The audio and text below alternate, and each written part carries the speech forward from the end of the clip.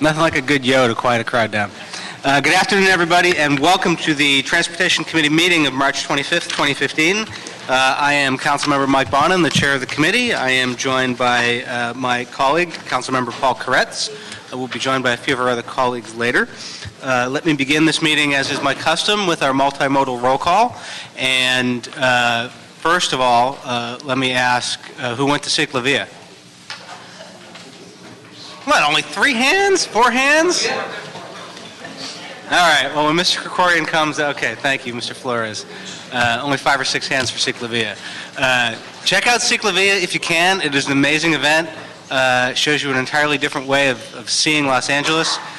Next one coming up is, I don't know when the next one is, but there's one going to be on the Pasadena in May, and then there'll be West Side in August as well. So looking forward to both of those. So since the last time this committee met several weeks ago, who has commuted to or from work by a bus? Okay, 4 or 5 hands. Who has commuted to or from work by train? 4 or 5 hands. Pedestrians? Okay, 3 or 4.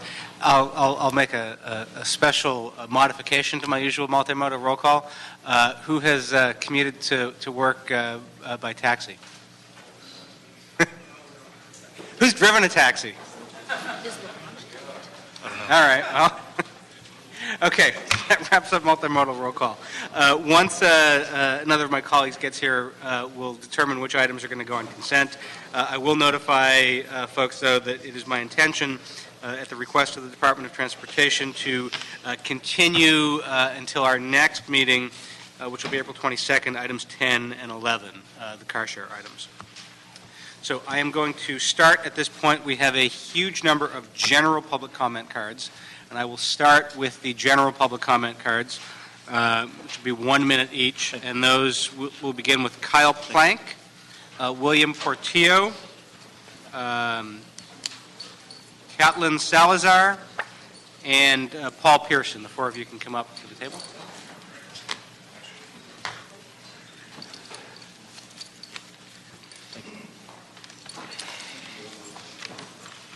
And we'll begin with you, sir. If you could start by identifying yourself for the record. Hello, my name is Kyle Plank. I recently went to the LA DOT to receive an ambulance driver permit. Instead of having to go just once, one time around, I had to make 2 trips down to the office. The first time I went around 8 a.m. and I was told I would not be seen that day because they had already given out the max number of cards to the people that would be seen that day.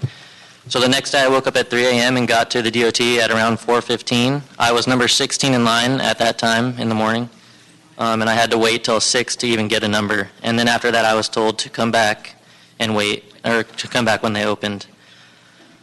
I didn't get out of the office until 11:50, which made me late for work. Having to get up so early in the morning and drive from Ventura County to get a spot in line made things very difficult, let alone took a lot of time and took time away from my job and my personal life. It would be greatly appreciated if the LA DOT could make things a little easier, not only for me, but for all the other EMTs in the field, because right now the system in place is making things very difficult for everyone.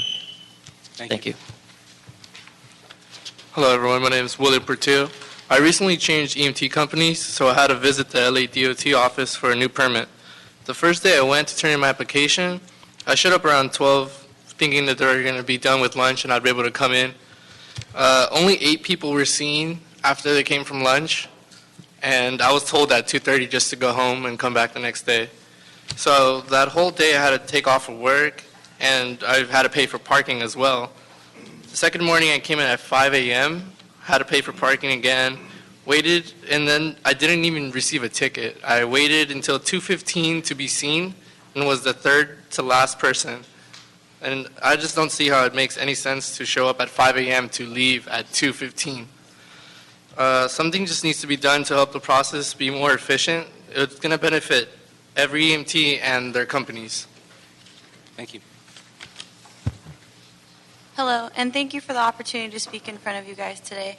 My name is Caitlin Salazar, and I'm the Human Resources Coordinator for All Town Ambulance. It is my job to staff our ambulances with qualified EMTs.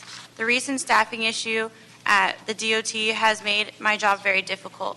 When one of our staff needs to renew their DOT card, or when we hire a new employee that requires an initial DOT, it often takes nearly a week of showing up at the really early hours in the morning and hoping that they will at least receive a number. I now instruct our employees to arrive at 3 a.m. just for the chance to receive a number for the day. In order to comply with the city rules, we ask that you meet us halfway. There are significant fines for any ambulance company who doesn't comply with the multitude of regulations, not to mention the thousands of dollars that we pay every year for the privilege of doing business in the city of LA. All we ask is that the DOT allows us reasonable opportunities to comply with their regulations. Thank you. Thank you. Committee, my name is Paul Pearson. I'm Director of Operations for Med Response Ambulance Service. And the reason why we're here today is because of budget cuts in the LA DOT. Plain and simple, people have retired from the LA DOT, and particularly at least a minimum of at least 2 counter people, okay, and there's usually 3 people that do that job. But these people have not been replaced because of budget cuts. Now, in case you don't know, there's 48 ambulance companies in the city of LA. There's 9 taxi franchises in the city of LA, consisting over 12,500 employees and applicants or employees of the company. This organization generates almost $6 million a year in fees, and we can't get 2 or 3 people to help on the counter for these people to spend. I had an employee yesterday, 11 hours in line from 4 o'clock in the morning. He got there, he was number 29, and he left at 3 o'clock in the afternoon. This is getting really ridiculous, out of hand. We're really asking you guys for your patience, and please approve some budget money to move it in so we hire some people. Thank you very much. Thank you. Next 4 speakers will be a gentleman, I believe it's a gentleman, first name Giovanni, can't read the last name, from Alltown Ambulance. Then Ken Liebman, Marat Shanahan, and Ruben Matresian.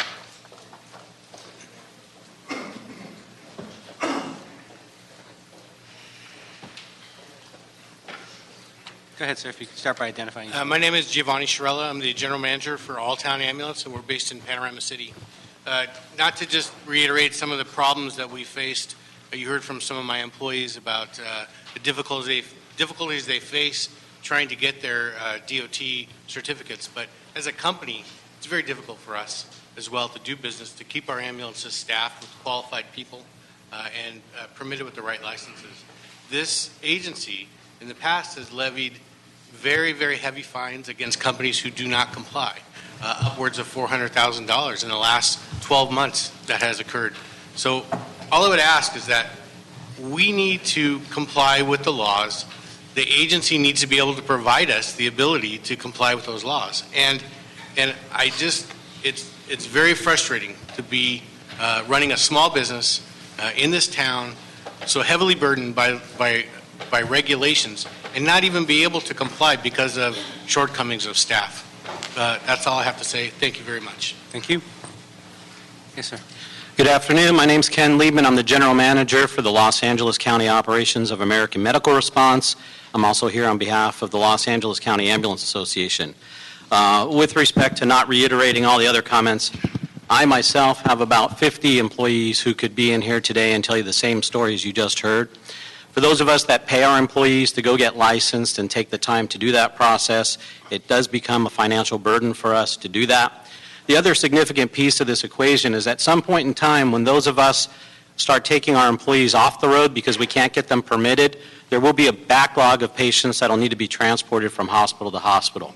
When that happens, then the emergency rooms in the hospitals will be further burdened, and the Los Angeles Fire Department ambulances will have even longer ER delay times to offload their patients and get back in service. So, in my point of view, this potentially will become a public service safety issue.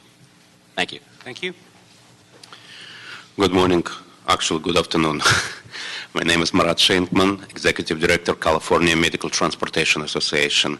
We are representing all non-ambulatory permitted operators in the city of Los Angeles. We received a tremendous amount of complaints since March 1st regarding vehicle driver permitting process. Many of our drivers cannot get their permits for 3-4 days, and this is tremendously affecting citizens of Los Angeles. They cannot get on their appointment on time. They cannot get to see their doctors on time because our drivers are out of the system. They're not being permitted. They're out of work. We cannot do about anything. So that's basically our comments. Thank you, sir. My name is Ruben Martirosyan. I'm a partner at FMB Medical Transport. And basically what I want to say is just like a general comment about conducting business in state of California, particularly in city of Los Angeles. It's getting harder and harder every day, and recently me and my partner having lunch, we just cut out, ourselves that every day we do not do business. We do supply some sort of a government agency with some sort of a paper. So, in my opinion, these rules and regulations has to be eased up. That's all. Thank you very much. Thank you. Next four speakers are Aram Grigorian, Michael Downs, Martin Manukin, and Bradley Thesman. And while you folks are coming forward, since a lot of you I think are probably new to City Hall, I should let you know that according to state law, we're not allowed to respond directly to what you're saying or to comment on what you're saying because the item wasn't on the agenda, this particular topic. However, we do have a report from our general manager on our agenda, so I may ask her as part of that, if she desires, to explain whether what we're facing here is a budget issue or a hiring process issue or what the holdup is, so we can have sort of a pathway towards some relief. Go ahead, sir. Hello, council members. Martin Manukian from Yellow Cap. Basically, we do have a major problems those days that we never had before. I mean, the problem was indicated within some other transportation companies. I'm going to speak only on entirely about the taxi industry. What we pay, franchise and permit renewals, and what kind of service we get, it's already been said. And we need immediately some funded staff position to basically have more employees to solve the problem. There is no other way. We never had this kind of problem before. I mean, this is getting out of the hand. Drivers line up from 3 a.m. They fight in the lines. Sometimes they have to sell their basically position for some kind of a money. This is all being created like third world country. We came to this country to basically have a much better service level than it was. But is this the promise our mayor gave us? I mean, the level field that we're playing with? Thank you. I hope you can take that into the consideration immediately. Thank you very much. Yes, sir. Councilman Commissioners, Mike Downs, Dependable Care Ambulance. I have basically the same message as the other speakers. My hope is that the city could address the shortfall in staffing at the plaza level at the Department of Transportation so that more than 30 or 40 applicants could be seen per day. The people are being turned away that could be dealt with that day if there was a sufficient staffing at the plaza level. Thank you. Thank you. Councilman, Commissioners, my name is Bradley Thesman. I'm the president of Caravan, Inc., medical transportation company. And in 38 years, I've never seen anything like this. This is, I would say, more of an allocation issue, and it needs to be fixed because it's really untenable the way things are working now. It just can't go on like this.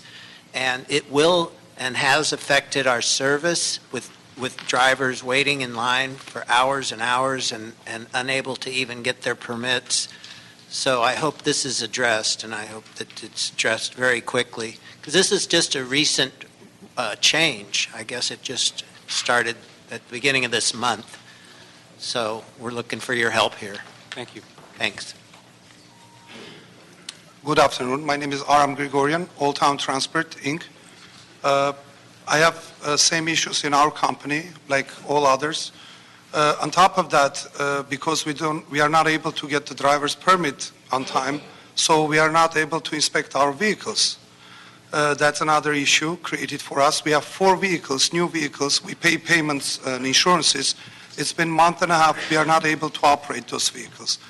And other issue is our company applied for 3 additional licensing permits to operate in City of Los Angeles.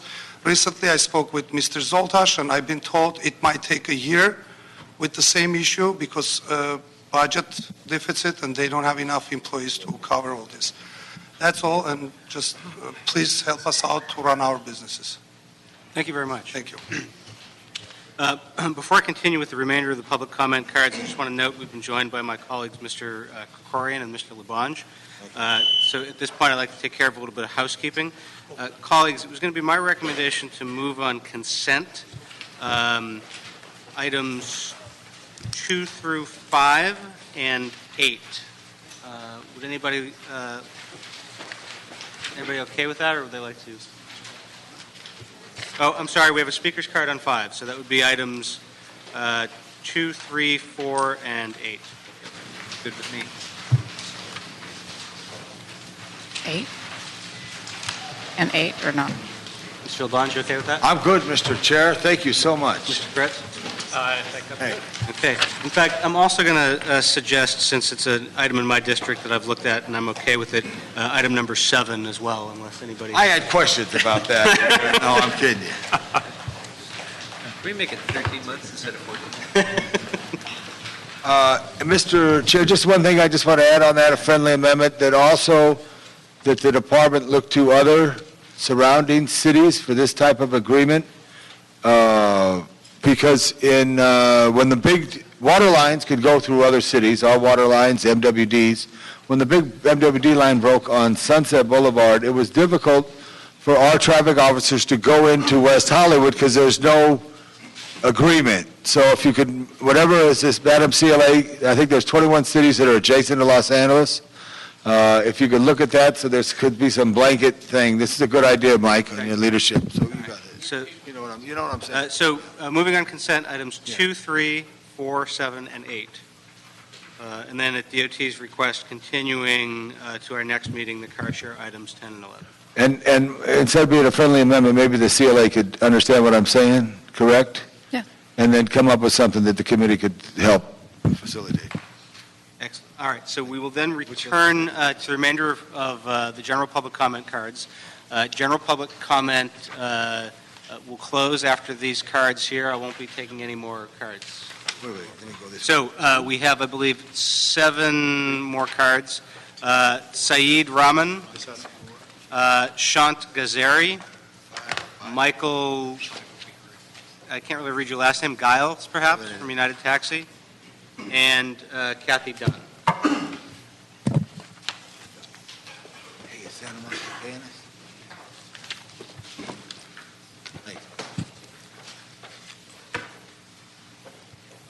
Go ahead, sir. Good afternoon. This is Saeed Rahman. I have been cab drivers for City Cab for about 7 years, and I have never experienced this level of service the Department of Transportation for issuing permits to the cab drivers. Why the cab drivers being treated this way? We cannot get our permits renewed as a owner. I have to make living like everyone else. If I can get my permits, I cannot provide service to the people who's depending on a taxi cab, especially in disadvantaged area of City of Los Angeles where no Uber, Lyft drivers will go to pick up a person. We pay a large city franchise fee for stuffing DOT, and we are not getting what we paid for. I have to pay my rents, I have to feed my family, I have to pay for the cabs. Thank you, sir. Okay. My name is Shant Gazeri from LA City Cab. Mr. Chairman and members of the T Committee, the city has really created an unsafe condition, working condition for cab drivers. You guys expect hundreds of cab drivers to come to the LA DOT office at 3, 4 in the morning in hopes to get one of the 30 numbers that staff issues so they can renew their permits. After standing for hours, and if we get a number and I get our permits issued, now I have to go back and drive, make that money to pay for my lease and the lost time, which is nearly impossible. It's not fair to treat law-abiding cab drivers that have served for years like this. My fellow drivers that are older and have a difficult time standing and waiting in those long lines only to get denied because only a few drivers get their numbers for the permits. And as an owner cab driver working for LA City Cab, we pay large city franchise fees to staff the DOT. We are not getting what we paid for. The city is really in breach of its franchise agreement. We really need your help. We appreciate it. Thank you. Sir. Michael Geiler with United Taxi, and I'm speaking on the same problem that everybody else here has expressed. We keep on sending our drivers earlier and earlier to LADOT. They're coming as early as 12 in the morning, 1 a.m., with hopes of getting in. There's 10,000 drivers out there in the city of LA that are permitted. Their permits are expiring, and very soon, if not already, it will affect public service. I think something needs to be done, and something needs to be done now. What has happened out there amounts to a Black Friday sale. People are coming in the middle of the night and camping out there in unsafe conditions with no facilities, no bathrooms, no security, not even a bench to sit on. People are sleeping on the floor. We need you to come up with a system immediately. We need you to address the elderly, the sick, and we need you to give us the numbers to disperse to our people. So distribute these numbers to companies, and we'll take care of giving them out. Thank you. My name is Kathy Deladani. I'm president of the Plan Review Board for the Ventura Cahuenga Specific Plan. I'm here today on sidewalks. In 2013, the Plan Review Board approved funds for new sidewalks in Studio City. Subsequently, Council Member Krikorian's office put forth a motion to fund these new sidewalks. We know the city has been dealing with a sidewalk lawsuit, but these are not repairs. These are new sidewalks. Board and community are asking that DOT begin the design for these sidewalks as soon as possible for our pedestrian safety. Thank you. Thank you all. Final four speakers are Gus Savalas, Boris Rosman, Claudia Cardenas, and Leon Slamovic.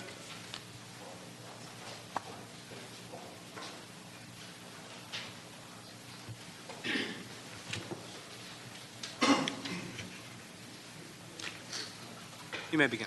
Good afternoon. My name is Claudia Cardenas, General Manager for Bowers Ambulance. My main concern is safety, not just for my employees that are waiting at midnight to possibly be seen in unsafe conditions. Someone previously mentioned, there's no facilities, no security. And then second, units on the road. I have 4 employees that were recently hired due to the frustration of waiting in line, decided to resign. I have about 42 employees that are expiring in the next 120 days, of which are waiting till midnight to receive even a number. So this means less units on the road, extended delays as far as response times go, so this ultimately is affecting patient care. That's all I have to say. Thank you very much. Good afternoon. My name is Gus Savalas. I represent nobody, just me. In February, I tried to get a position with the Checker Cab Company. I took all the tests from the DMV, blood test, you name it. Went to school, studied, and all this cost me. And I was out of work since 2008, practically. And I took the exam that the DOT had, and I passed it the first time. I got 100% on it. And then I went to get my permit. And they had my application, and when it came time they asked me about a problem I had 40 some odd years ago. I had a legal problem. I was with the mob. Oops.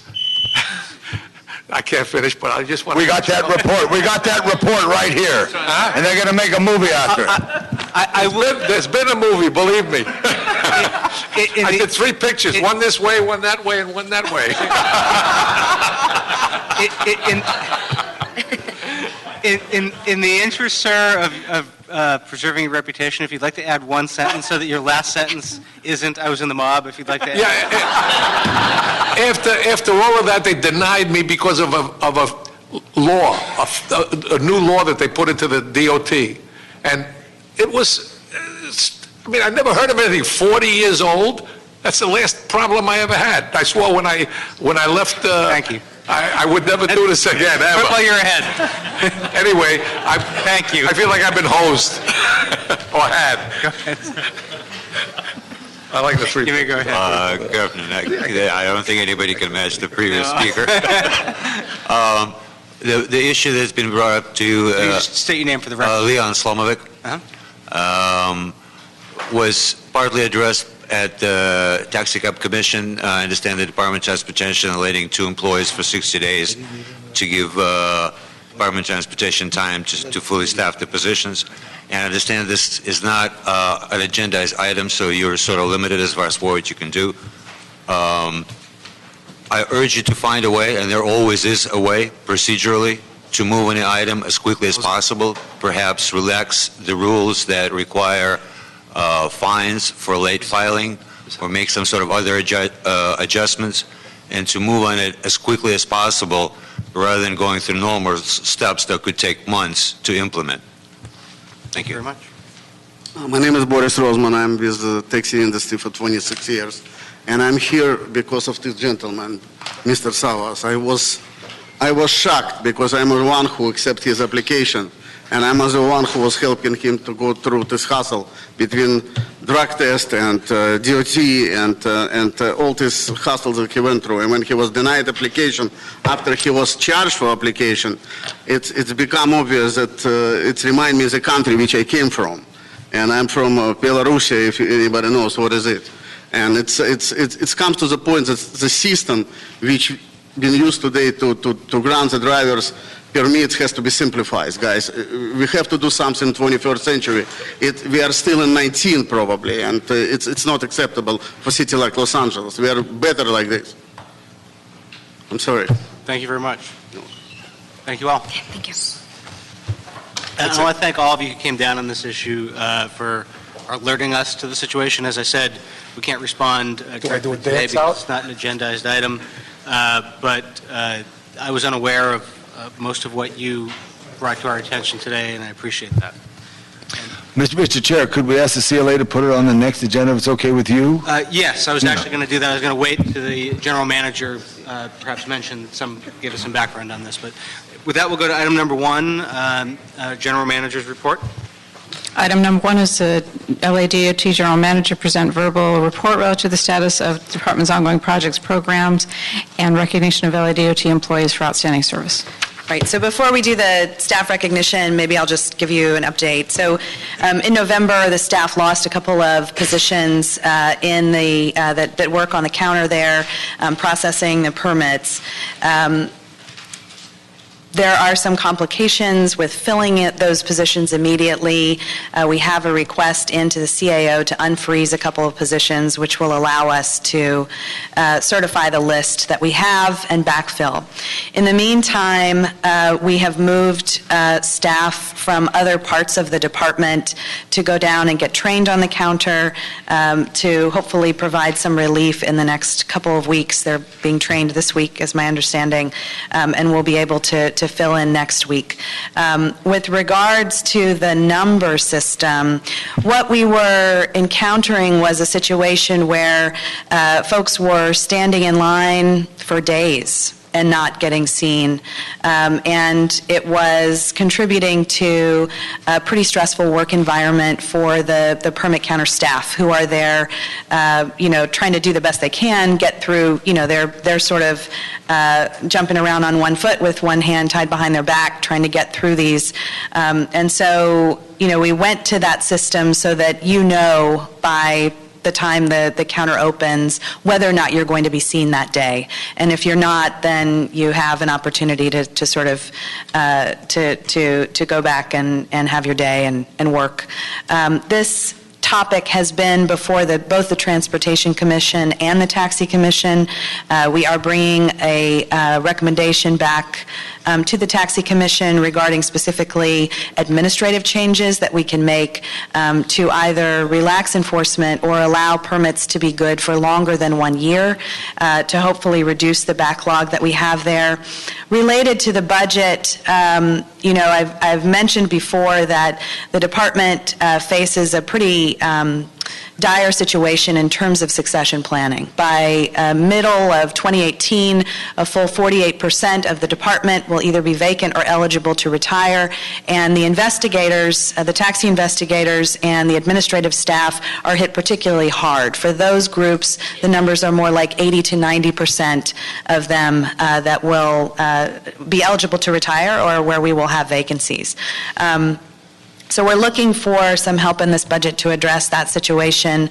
But the other piece of this that is not related to hiring is that my observation is that the department has not invested in updating the operation. So, even the DMV gives you an appointment, and then even if the appointment is not as soon as you'd like, you show up at a certain time and you're seen. So I've asked for a proposal for that, and in this current budget, we are also asking for funding to modernize the system that we use to process permits. The system we have is 13 years old. If it breaks, there's no way to replace it anymore. There's no software support for it. So we do have a request in this budget for somewhere in the order of about $400,000 to update that system. So I think that the staffing, we've got a triage solution, very low-tech number system, which I understand is not ideal, but was meant to sort of reduce the stress level for the permit counter staff and also at least let folks know, that they were not going to be seen that day with some certainty before, they'd been standing there for 15, 16 hours, have to come back the next day and do another shift. But at the same time, we do need to invest in modernizing the way that we conduct this operation. So that's sort of the department's strategy going forward. We also have an additional 2 positions that we are going to request through managed hiring. So we have a request to unfreeze 2 to the CAO directly, and then a request for an additional 2 positions that will have to go through managed hiring. Okay. So I'll ask for our next meeting if we can have a joint report from DOT and CAO on the status of everything you've just explained. And hopefully by then we'll have some happy stories to be telling about the counter working better. I'm particularly glad you mentioned an appointment system. As I was listening to the stories, I couldn't believe that we don't have one. It's something... Me neither. Yeah, we need to get done. Before she moves on to her presentations, colleagues, any questions for the general manager? Yeah. So how difficult would it be to put in a very low-tech appointment system and just give each person an appointment, whether it's that day or a week from now at 2 o'clock? Just everybody in, next person gets the next appointment, set it up that way. I don't think it should be that difficult. I asked the taxi administrator for a proposal on that a couple weeks ago, and my assistant general manager, Dee Allen. So I would like to do that, absent of any budget requests, to figure out a way to implement that in an expedited way. I mean, even something as simple as Google Calendar that we could use, we'd like to do that, because I think that's really about there's 2 pieces of this. There's the customer service piece, which we, want to go above and beyond what we are expected to do under our agreement with the small businesses that are just trying to make it work. But 2, I also want to support the staff, and I want to give them some relief from just, being overwhelmed by this issue and feeling sort of the brunt of it being directed at them. So, I don't think it should be difficult, and I've asked, I want to see a proposal and see us get it in place without waiting for additional funds in the budget. I mean, it seems like the easiest low-tech way would be just have a calendar. It doesn't even have to be on a computer. Whenever someone comes in, they're the next ones. They get the next spot on the calendar. They don't have to come in at 5 in the morning. They could come in at noon. And you just say, okay, a week and a half from now, we have an appointment open at 1 o'clock. I mean, it's not great that they can't get it really quickly, but at least there's no time wasted for them. The other point I would just make, just because I like to harp on this at every opportunity, I think managed hiring serves no positive function for the city other than to take our budget decisions and give them to other than the city council. Our budget should be limited to the number of positions we can actually pay for rather than a lot more than the positions we can pay for, and then management picking which the priorities are rather than us. So I am hoping and begging that the council decides, and there's this next budget process, to kill off the whole managed hiring freeze thing and just put it in the budget. If it's there, you get to do it. Is there any special trust fund for permit fee for taxis and ambulances? Is there a trust fund? Yes. And do you have an idea what that is? How much is it? 80,000? Is it 800,000 or? It's enough to purchase about, it's enough to help us purchase about half of the software system that we need to upgrade. So my understanding is that it's somewhere in the order of magnitude of, I'm not sure actually, do you have the amount? Anyway, I know wanna give you a wrong Mr. number. Garcetti is extremely keen on all things high-tech. Yes. I'm old school. You just get somebody, you name them, Bruce Gilman, who's a great PR guy. I'm not naming Bruce, but he's one of the most outstanding PR people and communications people in our departments citywide. But whoever that is, and give them the ball and say, make it happen. Because it's very disappointing for hardworking people who are independent people, basically. They get the City Hall shuffle, which was eliminated last night in America's Got Talent. They eliminated. Did you see that last night, America? No. The City Hall shuffle. So we want to do that so we can make it and figure it out. Understood. I just think it's an easy way, and then let us know, because commission times take time. We could strike, and who's their CAO analyst? David Hirano. Okay, so we just got to, inform it, and the CAO is very effective in trying to do this here. This is something, and Yeah, you I made a don't very... know why they're not working with us. No, I got that 1,000%, and I know that. But I think the tough thing is all of a sudden you open the door and you realize you only have 5 people, and 6 months ago you had 15. And that's a tough door to open and close for managers, so we had to figure that, and I agree with Mr. Koretz on that other comment. Thank you, Mr. Chair, and thank you, Ms. Reynolds. Thank you. Mr. Bryan? Yeah. Thank you. First, I want to thank all the members of the public who came down to speak about this issue. This is the first time I've heard of this issue. So your coming here and speaking to this has made a difference for me, and I want to thank our general manager for already being able to speak to potential solutions to this problem as we're sitting here. And I appreciated that you used the DMV metaphor, because as I was listening to this, I was thinking, if there is a poster child for the worst of government bureaucracy, it's the Department of Motor Vehicles. Everybody talks about the DMV as being the worst example. People at the DMV are so rude, and so they always say that. I think part of it's unfair, but that's always Maybe the post example. office. But, what's that? Maybe the post office. Yeah, It's a close race. That's always the example. And yet they are doing a better job of taking care of an appointment system than we are in the Department of Transportation, and that's entirely unacceptable. I'm so glad that you're pursuing the options, the short-term and longer-term options. And as budget chair, I can tell you that I'm looking forward to ensuring that you can get the resources that you need to fix this problem immediately, because it's not okay. The people who are here, who drive cabs and run ambulances and limo services and all the others, the time that they're sitting and waiting is time that they're not getting paid.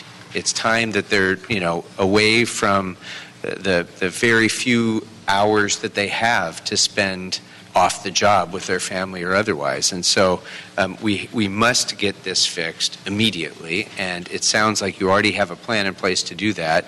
So to all of you, sometimes it's not for lack of trying by our general manager. Some of this is just process. And so on behalf of the city, let me apologize to all of you that you've gone through this, but I think what you've heard today is a consensus and a determination to get it fixed. Thank you.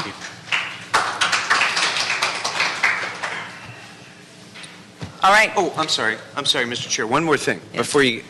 I'm not going to leave. Say, we had Ciclavia on Sunday in the Valley, and it was amazing. It was an amazing, incredible success, and I just want to thank you in front of the world again, because the Department of Transportation was magnificent. We had, I don't even know what the final count was, but well north of 50,000 people on the streets, on foot, on bicycle, on skateboards and everything else. No major incidents. It was really a tribute to the professionalism of this department that we were able to do that, and it seemed seamless and effortless, even though I know it took a year of effort to get to that point, but to the public, it seemed like we do this every day, and it's really a tribute to the professionalism and expertise and dedication of you and your staff. Thank you very much, and I do want to just, I will definitely pass that along to the fantastic staff we have at LADOT, Aram and his team, Captain Richard Ray, and the outstanding professional traffic officers that made sure it was safe and made sure it was a great family event. And I was right there with you. It was a fantastic day to be in Los Angeles and be in the Valley. Perfect setup for employee recognition. Yay, employee recognition. Great. Okay, so I'm going to recognize LADOT staff for their excellent efforts in making LADOT a great place to work. First, from the Parking Enforcement and Traffic Control Group, if you wouldn't just stand up, Lieutenant Jody Perez and Sergeant Barbara Hartsfield. Yes.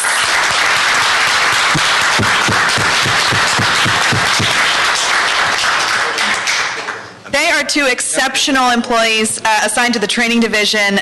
They've led the instruction in 9 part-time officer classes, 3 full-time officer classes, and successfully prepared 17 officers to become departmental training instructors in traffic control. So these are the folks that get our officers ready to do the great job that they do.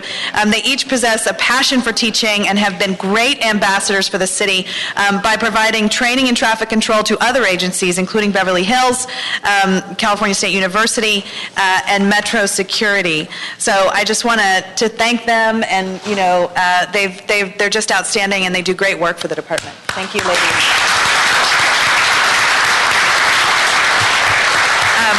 I'm also going to recognize 3 top performers from our parking management and regulations team. Was that a cheer? That was me. All right.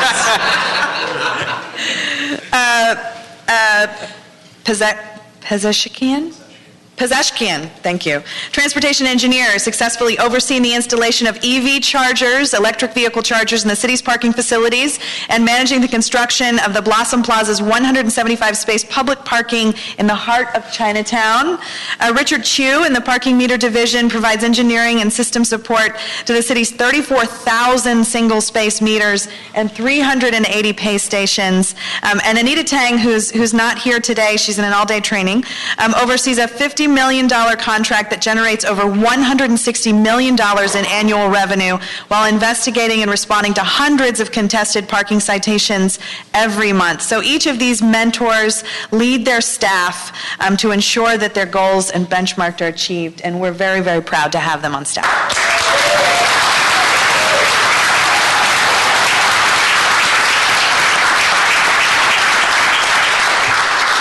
And that concludes my report, unless the committee members have any questions. Yeah, a question for the chairman. You have certificates?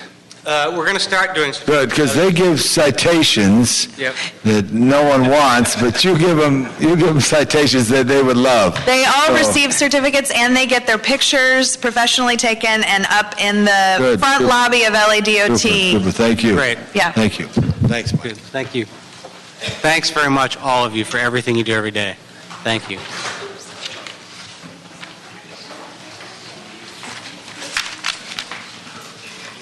Okay, so we will move on now to item number 3. 5.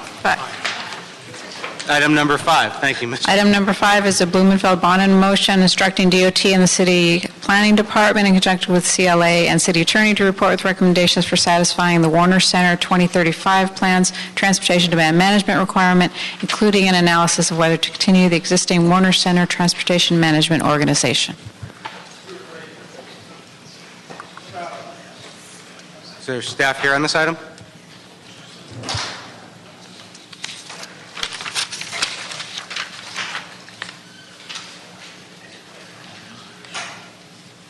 Okay, we have a public comment card on this. Kathy Deldun? Deldun or Deldani? Deladani. Deladani.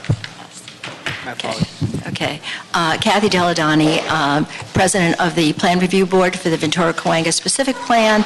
I just want to add a couple of comments on this. On this motion, the Ventura Cahuenga Specific Plan allows for a TMO. It's in the plan. A couple of years ago, we tried to put together with the Warner Center something that we would be able to do on Ventura. Unfortunately, they were not compatible. But we would still like, the board would still like to do a TMO for Ventura, for the businesses, employees, ride sharing, et cetera. And I understand there's a lot of new apps out there. So when this motion, when your DOT staff considers this, looks into this motion and follows through with it, we would like to make sure that they also look at Ventura Boulevard and a TMO that might be suitable for Ventura Boulevard, or working with other TMOs, whether it's a Warner Center, Century City, et cetera.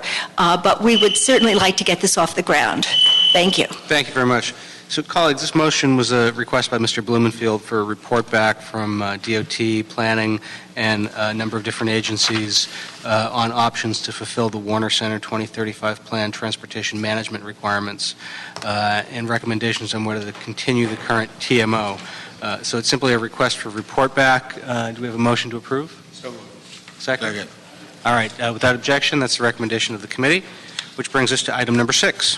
Item number 6 is a Krikorian bond in motion instructing DOT to institute a pilot program using grid-style parking signs and to report relative to the possible implementation strategies for the use of such parking signs throughout the city. What timing? Good afternoon. Good afternoon. You guys have upgraded your props from yesterday. Yes, we have. We're really excited to be here. Ken Husting, LADOT, no affiliation with the Before MOB. you start, let me just say I heard a little bit this is Mr. Krikorian's motion, which is a phenomenally good idea. It was one that was discussed yesterday in the Joint Committee of Audits and ITGS when we were discussing programs to get money from the Innovation Fund. And it's one that was well received in that discussion. And as I noted, you have better props to show us today than yesterday, so I'm looking forward to it.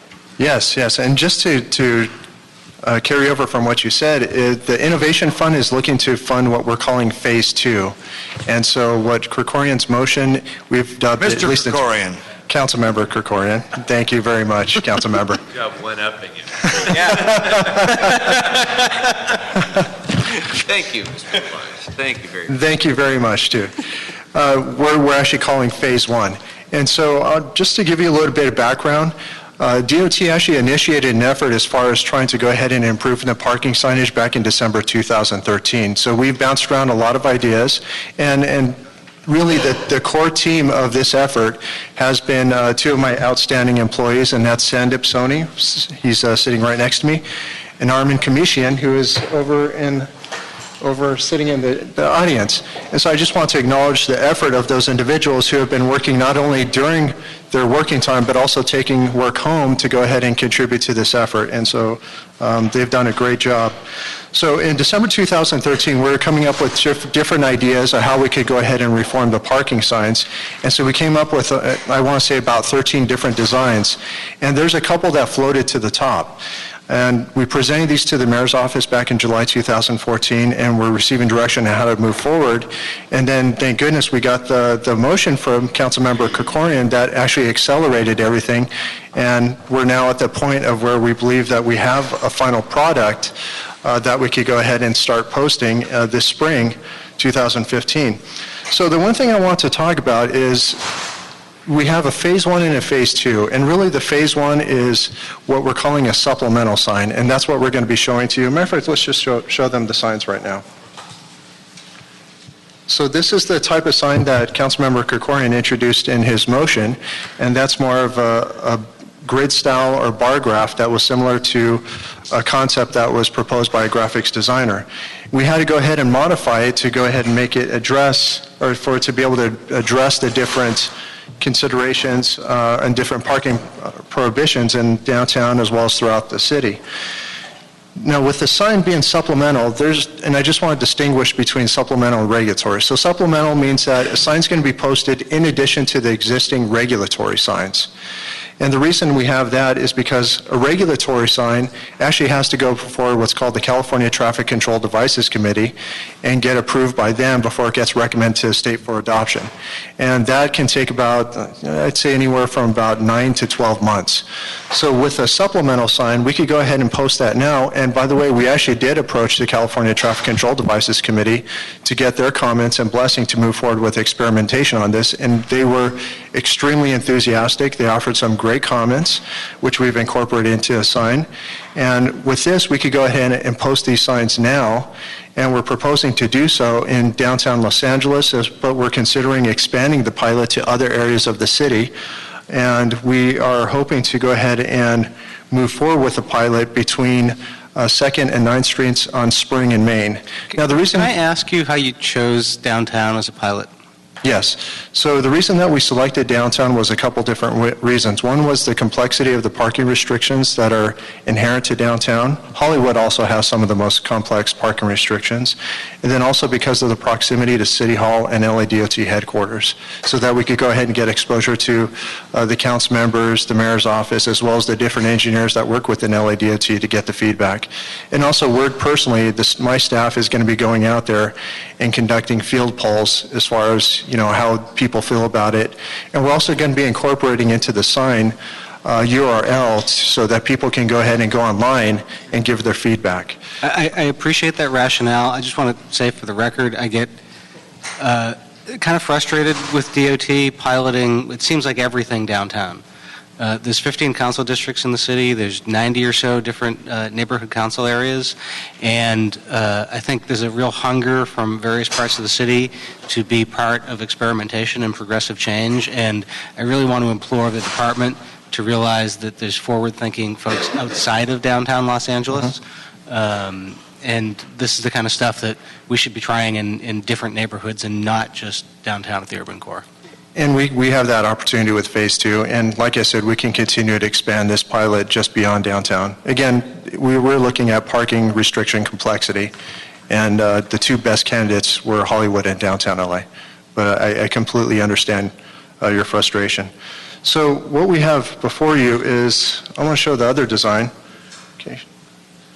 So the one sign that's over to the far right, that sign is when you have something that's more uniform throughout the post. So this sign is when you have a parking policy that is different on one side of the post to the other side. So that's the reason why this has two different bar graphs, and whereas the other one is when it's consistent on both sides of the post. So we've modified the design again to meet our needs. We've gone to the Traffic Control Devices Committee, have made different changes to it based on the comments, and we're really excited to get this test underway. And with that, I will open it up to any questions you may have. Thank you. I think it's a terrific start, and to address Mr. Bonin's concern about downtown pilot programs, let's make it the shortest possible pilot program and get to citywide rollout as soon as humanly possible. Then we won't have that issue. I think it's terrific. And of course, we do need to pilot it to just get the bugs out. One tiny little bug that I just noticed in the buck, I didn't notice it, my staff noticed it, full disclosure, in the mock-up is it indicates to recover an impounded vehicle, call 311. We know that unfortunately we don't have 24-hour 311 anymore. Hopefully we'll get back to that soon, but for those who are impounded after 311 hours, there needs to be some other alternative, or else they're... Very good comment. Thank you very much. We'll... maybe, what do you call those those little square things that you people who are more tech savvy than I QR use code? with your iPhones. QR code, Yes, yeah. yes, well, something like that, maybe. You know, You're channeling Mr. Labange. Sorry. No, actually, that's a great comment, and we're really looking forward to Phase 2, because Phase 2, with the help of the Innovation Fund, we're going to be doing some pretty cool stuff with technology. Whether it's QR code, red light, green light, we have so many different ideas that we could go ahead and explore. So we're really enthusiastic. This is just the first step. Again, it's a supplemental sign at this time. We're going to continue to do refinement on designs, not just this design, but also alternate designs. Be able to bring it back to City Council and hopefully be able to take something to the California Traffic Control Devices later this year. Because I think we truly have an opportunity to be the most innovative when it comes to parking in LA. Right now, we have one of the most advanced, if not the most advanced, parking system in the nation with LA Express Park. And I think we can continue to lead the industry in making this change, because once we get this approved, I honestly see other cities and other states adopting a similar policy. So I'm really excited. I really appreciate the support of the City Council, the motion to be able to go ahead and move this forward. Well, it's excellent work, and it's going to be very well received. You know, we've obviously gotten lots of pushback. We always get pushback about parking violations and the fines that people have to pay and so forth. And when it's virtually impossible to determine whether it's legal to park in a spot or not at a given hour, it's especially unfair that people get ticketed and have to pay large fines for that. So this is going to go a long way, I think, in eliminating that problem and creating, a greater degree of fairness in our parking system. So thank you for that. I couldn't agree more. And just want to share a personal I went to the city of LA. It was around Hollywood. I went to go park. I saw the parking restrictions. This is right before I came over to the parking. I was over on the highway side. I couldn't make heads or tails because there's about 6 signs, probably taller than I was. And I felt that there has to be a better way, because I can't even tell if I should park here. And so, we're trying to make parking as seamless as possible and make it an afterthought when you come to visit LA. Maybe we should make that part of the testing process for DOT employees. Incoming DOT employees have to figure out some of our more complicated. That's right. We'll time them. Write a report. There you go. Well, you have 30 seconds. Figure it out. I'm not sure exactly how to say this, but first I am very positive about the concept. And probably the best example of the problem, I still remember about 20 years ago, and West Hollywood has this problem as much as LA does. My wife and one of her classmates from MIT were having lunch around Jerry's Deli in West Hollywood. And they tried and they could not determine whether the parking at a certain time was legal or illegal, and they came out and they got a ticket. And they said, we're both MIT graduates and we cannot figure this out. So I understand the problem. Yeah. My fear is, I love the concept. I actually saw, the picture of it, and I have to be honest, when I first saw it, I just laughed, because I thought this is the most confusing thing I have ever seen. It's a different form of the same problem. So we thought, well, is it just me? And maybe it is. I asked one of my interns who's very sharp, and what do you think of this? And she said, wow, what a great thing. And whoever designed this deserves kudos. That makes perfect sense. So, and did not go to MIT, but another fine school. So one person thinks it's totally confusing, another one thinks, wow, this is totally simple and this is great. So just that difference makes me think, before we post them, I don't know if you focus group it or a larger group, but you should, before you even post them, get together with some people across the spectrum, age, economics, whatever, and see what people think. Because I'm not sure whether they will react and understand as well. And my greatest concern on this is the little tow truck symbols that look to me like, an elephant with its trunk attached to another trunk.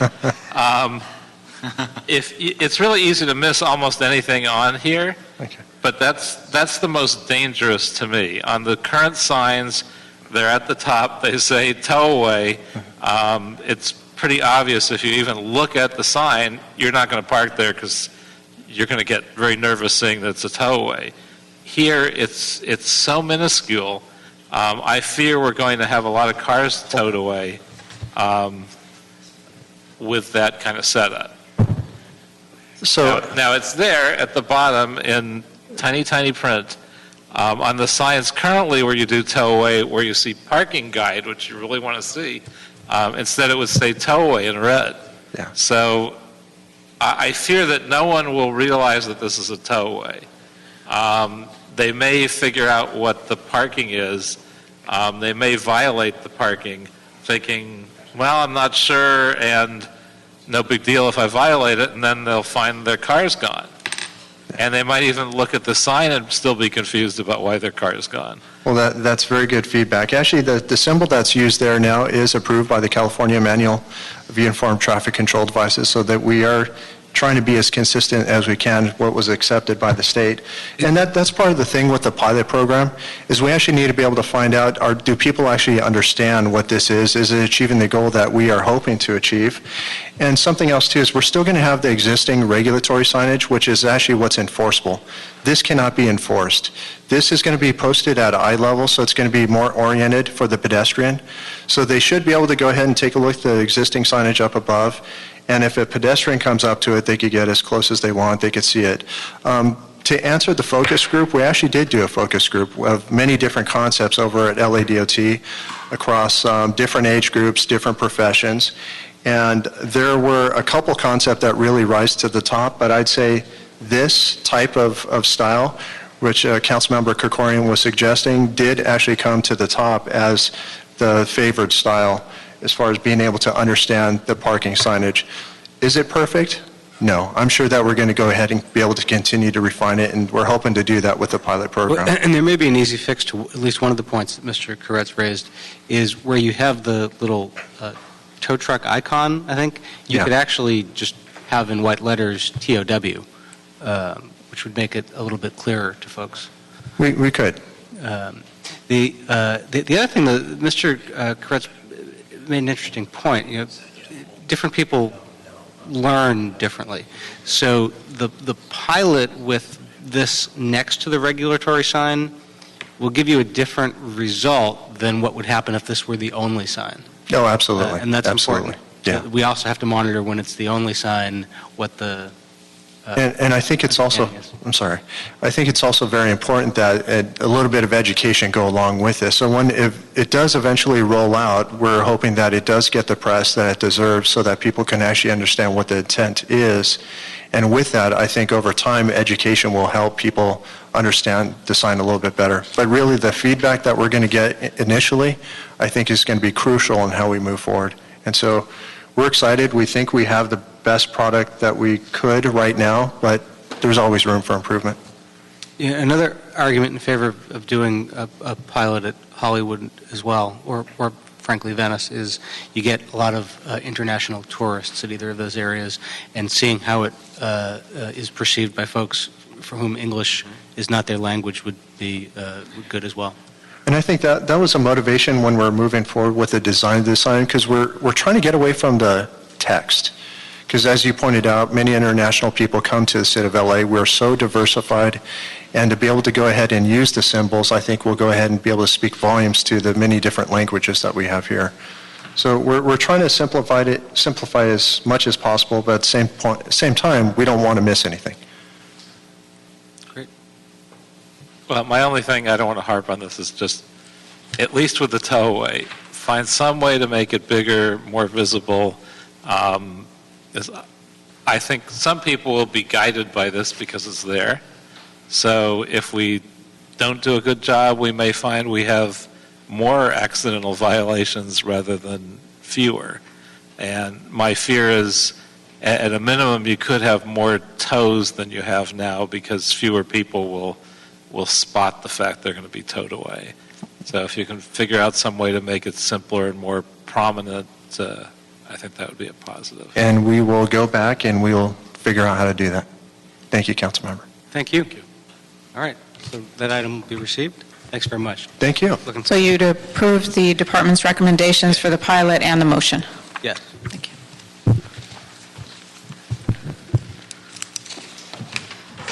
All right, that brings us to item number 9. Item number 9 is the city attorney report and ordinance amending the expiration date applicable to the Southern California Gas Company franchise, extending the term of the franchise to June 30th, 2016.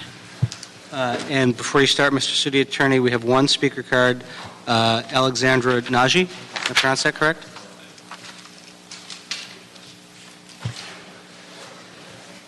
Hi, everyone. Good afternoon. My name is Alex Nagy. I'm the Southern California organizer for Food and Water Watch. And as you may know, Food and Water Watch has a very strong position against fracking. And that's really why I'm here today, to talk about fracking and to talk about natural gas.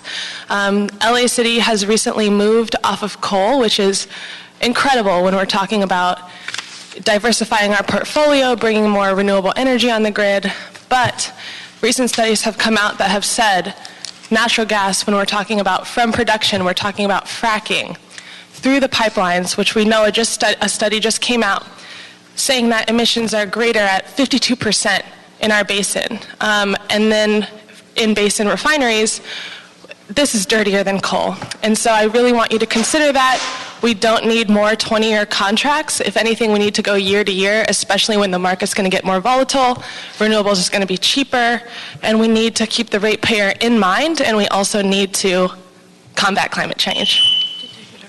Thank you. Mr. Nagel. Yes, the City Attorney's Office has sent over an ordinance extending the franchise until June 30th, 2016, so the CAO's office can continue to negotiate a new franchise agreement. Mr. Corrett? Yeah, I have a few questions. I guess first I have some for the CAO's office. And I'm concerned about gas because we found that in a recent study it's 61% higher than the original government estimates in terms of methane emissions. And methane is considerably more significant in terms of climate change than CO2. I know there was a methane symposium just a couple weeks ago with a certain amount of concerns, although the gas company assured everyone that they're making best efforts to mitigate leaks in their system. So the first question is, so we're voting to extend the contract for a year. Are we locked into the next contract being a 20-year contract? Because I'm not sure that we won't find that there are many climate-related reasons why we would not want a 20-year natural gas contract. This is a franchise agreement. Council can always set the terms of that agreement. You can vote. For instance, if it's negotiated, it's going to be 21 years. If you disagree, it's your ultimate call to determine how long that should be. But are we moving in that direction, though? The contract that we're negotiating, is it a 20-year contract, or is it not? The CAO is leading the negotiations, and they're not here to speak to that, but as I understand it, everything is on the table, and they're talking about the length of the contract as well as some of the other elements. Well, I, for one, would certainly encourage a shorter contract. I'm not sure whether a one-year contract is practical year to year because there probably is a certain amount of infrastructure investment. But one of the problems is that to get a new franchise, you have to bid. That's usually a 3 to 4 month process. So if we had it for a year, that might be kind of problematic because you'd be forcing the company to bid every year. But Farhad Zaltash is out here from the Department of Transportation and can answer that question.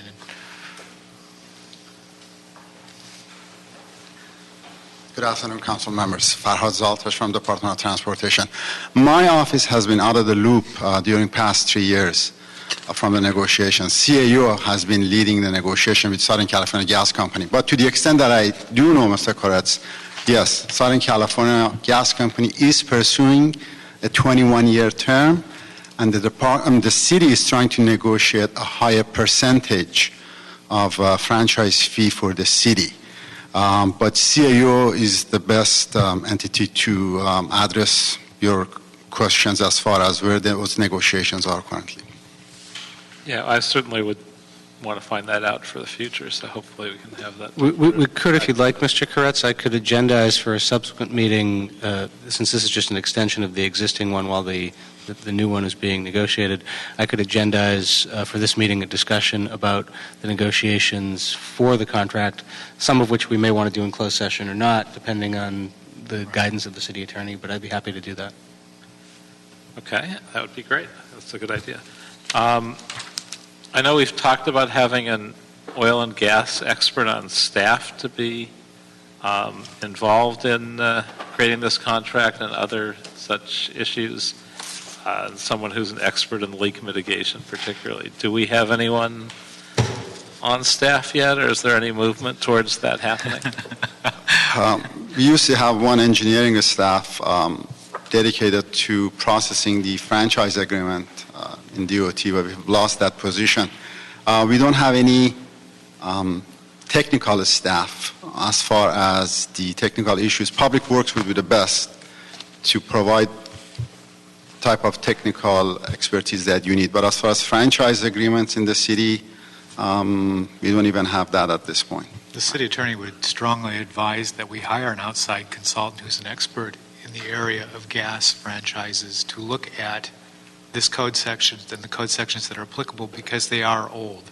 The Broughton Act was enacted in the 1930s, but the formula they're using is over 100 years old. There are ways that it can be manipulated, and it would be, I think, helpful if we're going to enter into a long-term franchise agreement to have an expert look at this to determine whether the city's getting all the revenue it's entitled to under the law. And I think beyond that. I think that, as Farhad knows, that we've been advocating for that for the last 3 years.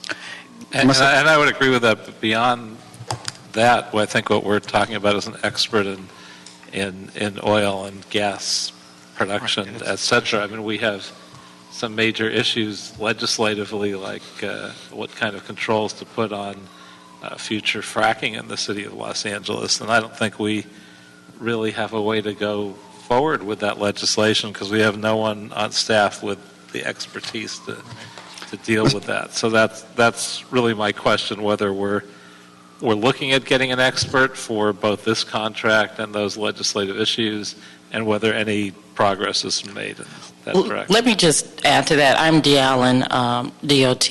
We've been in discussions with the CAO's office regarding hiring an expert because staff has really sort of looked at the methodology. It's old. We need to review that. And so CAO was going to really sort of take the lead to see about getting an expert on board, and we were going to work with them on that. So we can find out when you have a report back from the CAO where they are on that process as well, because we've had those conversations to move forward to do that, to allow us to better look at, what requirements we should have on the franchise, how long they should be, what the price should be, and all of those safety concerns as well. Just the formula is dictated by the California Public Utilities Code and the Commission, and it's doing a franchise fee. It's very specific as to what percentage. City can do 2% of the gross, and it really does need to be looked at because it's a complicated formula about all the factors that go into that 2%, and it really takes an expert. It takes years in the state of Texas, for instance. To get your bar card, if you're going to be working in gas and oil, you have to take a very specific exam separate from the bar exam. And it really is something that the city, I think, needs to look at. We've talked about the franchises being old, where the language, in certain instances, I know we've tried to update the franchises where they were using 30-year-old CPI information in the franchises. The same thing is true of the administrative code right now in terms of competitive bidding in other areas, that there really needs to be an update, and you really need an expert to look at this. And we may be talking about two different areas of expertise, one that may be a legal and one that may be an engineering and science level of expertise. Yes, the fracking would be a scientific one, but in terms of what the cost that the city wants to recover, what would be a fair franchise fee, you really do need an expert to look at this. And maybe depending on who you get, the firm that you get, they could really sort of look at both ends of it in terms of having expertise, and so they could bring on someone to really look at the environmental issues associated with the fracking as well. And of course, the extra complication is most of the people in this field work for yes. oil Yes, we companies. And discovered gas a lot of them companies. do, yes. And finding the most objective Yes. people as well may not be the easiest That thing. will be a challenge. Yes, most of the law firms don't actually do business with the gas company or Edison, so it's very difficult. Also, I've received a couple letters from my neighborhood councils, one of which I shared jointly with Councilmember Bonin, which is the Mar Vista Community Council. And their letter said, any natural gas pipeline distribution franchise agreement should include strong and required leak mitigation measures and strong short and long-term benchmarks for moving away from natural gas to renewable energy alternatives. So I don't know if that has been part of the negotiations yet or envisioned as part of the long-term. 2 years ago, it was not. No, and I don't know if that would be part of because the gas lines are existing. I don't know that we could dictate to them what they transport over those gas lines because it's regulated by the California Public Utilities Commission. They actually have jurisdiction over issues like that. There's a notification requirement as a part of that, though, in terms of that. And so in terms of what's there and, what they're doing, I mean, they're required to do under the franchise and notification aspect of it. I also have some questions for the gas company. Do we have a rep that can speak to any of that? So no one's present. Okay, well, I'll have more questions, obviously, for them when we bring back a discussion of the longer-term negotiations. Obviously, whatever we're doing for a year, we obviously have to do, so I think that's a little simpler. All right, thank you. Mr. Corey? No, thank you. All right, do we have a motion to approve? So moved. I'll second. So without objection, that item is approved, and with a note that we'll be requesting an update or a briefing in closed session if necessary on the overall negotiations going forward. That is the end of our agenda. Thank you, everybody. We are adjourned.